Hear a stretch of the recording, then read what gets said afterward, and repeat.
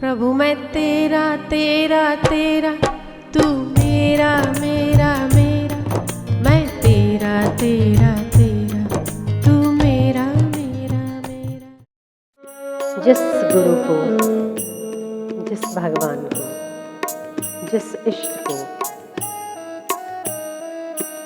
आपके हृदय में पूर्णतः श्रद्धा हो, उसके निकट, उसकी सन्निधि में अपने आप को बैठा हुआ देखो। उत्तम से उत्तम ध्यान मानस ध्यान होता है। हृदय का खुराक है, श्रद्धा हृदय की खुराक है, और उस श्रद्धा को पुष्ट करने के लिए श्रद्धेय का निकट होना बहुत आवश्यक है।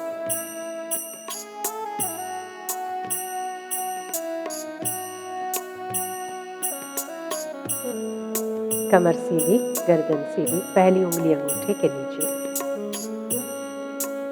ओमकार का दीर्घ उच्चारण कर लो।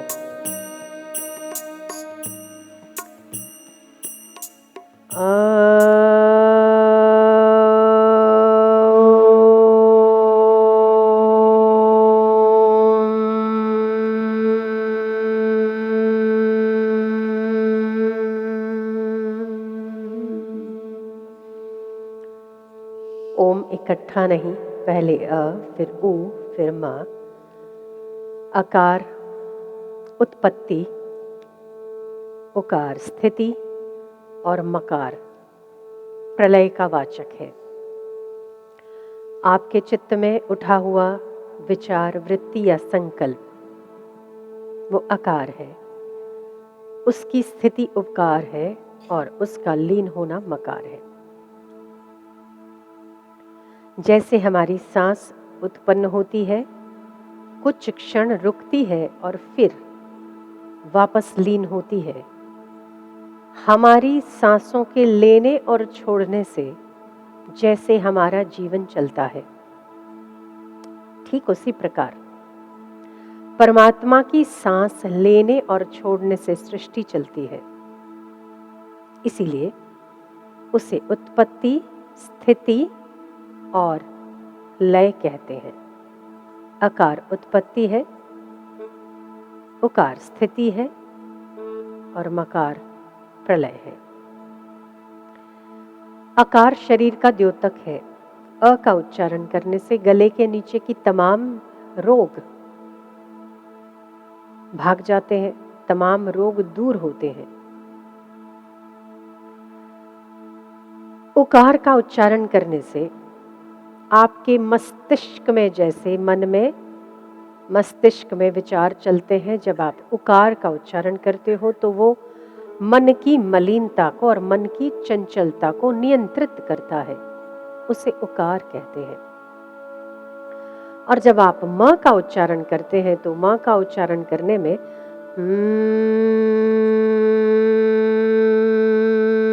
आपका मस्तिष्क वाइब्रेट होता है।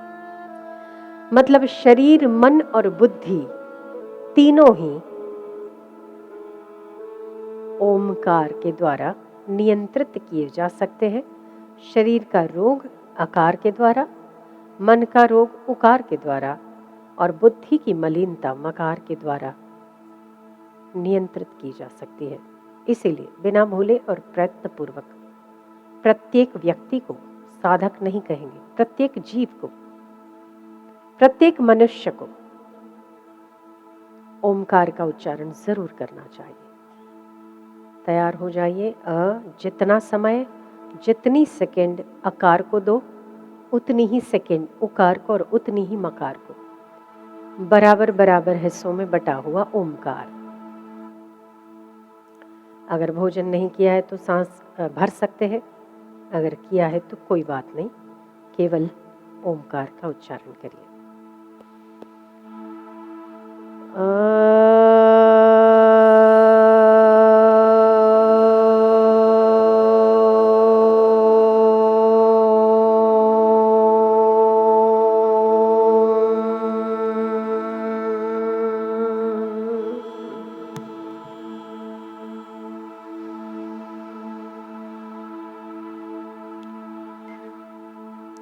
अपने ही उच्चारण पर ध्यान दीजिए, अपने ही उच्चारण पर ध्यान केंद्रित कीजिए।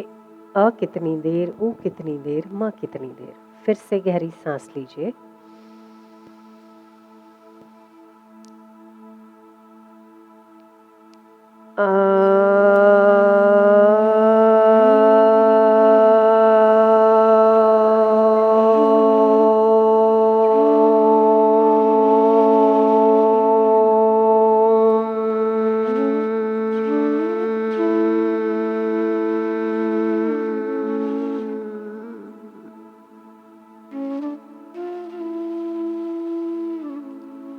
अब जब अकार का उच्चारण करो तो मेरे शरीर के तमाम रोग नष्ट हो रहे हैं।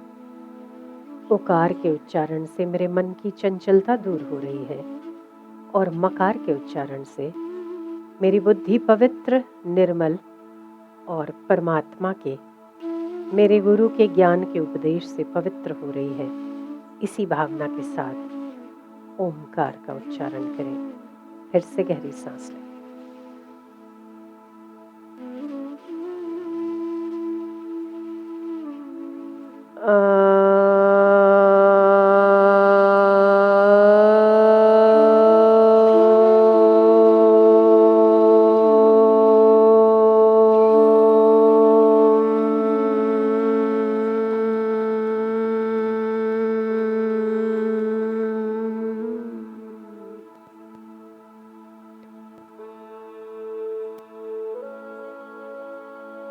फिर से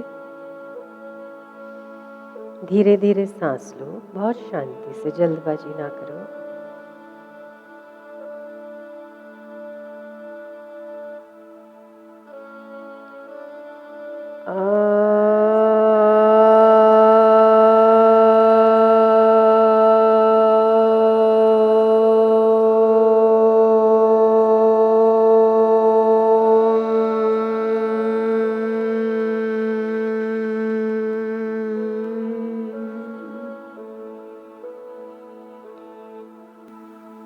जिह्वा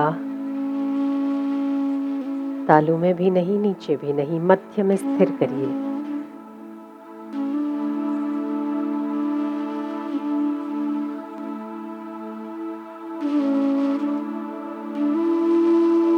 और सांस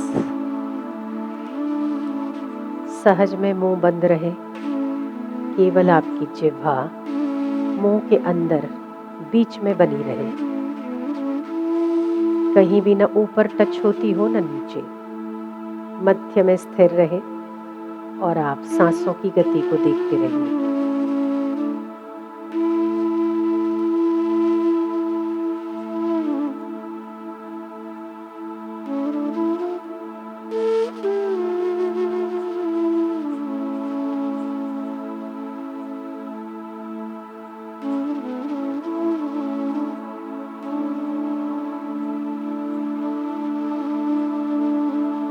किसी को अगर ये करना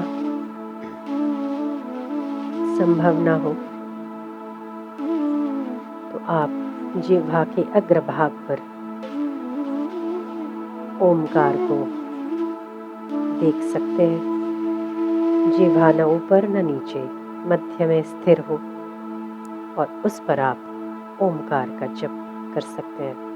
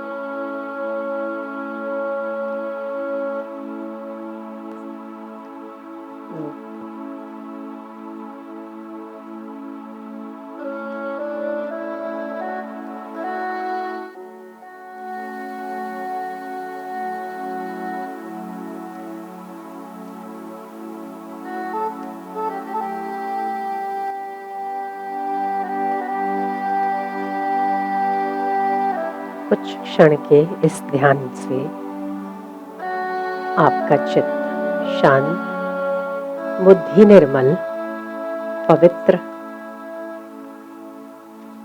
व शरीर के रोग दूर होने लगते हैं।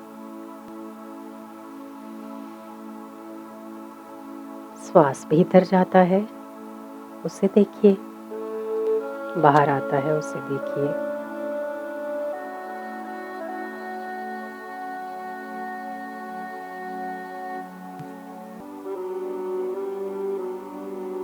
शांति, चित्त की स्थिरता। चित्त की स्थिरता प्राप्त होने से क्या होता है? हृदय की शांति। हृदय की शांति होने से क्या होता है? समत्व। स्थितियां अपनी जगह पर आई है और जाती है, घटनाएं घटित होती हैं, पर फिर भी आपका चित्त क्षुब्ध नहीं होता, तो आप के ध्यान की स्थिति बहुत अच्छी है, आपकी आंतरिक स्थिति बहुत अच्छी है। आपकी परिस्थितियों को लेने की अभिगम, आपका परिस्थितियों को लेने का तौर तरीका बहुत अच्छा है। अगर जैसे ये कुछ ही देर आपको ध्यान का अभ्यास हो, और अगर ये अभ्यास हर रोज करते हैं आप, 10 मिनट, 15 मिनट, शुरुआत में हो सकता है कि आपको दिक्कत हो, शुरुआत में हो सकता है आपका मन चंचल हो। जब तक कि मन की चंचलता दूर ना हो और आपको भीतर से शांति ना लगती हो, तब तक ओमकार का जप, गुंजन जोर जोर से करना चाहिए।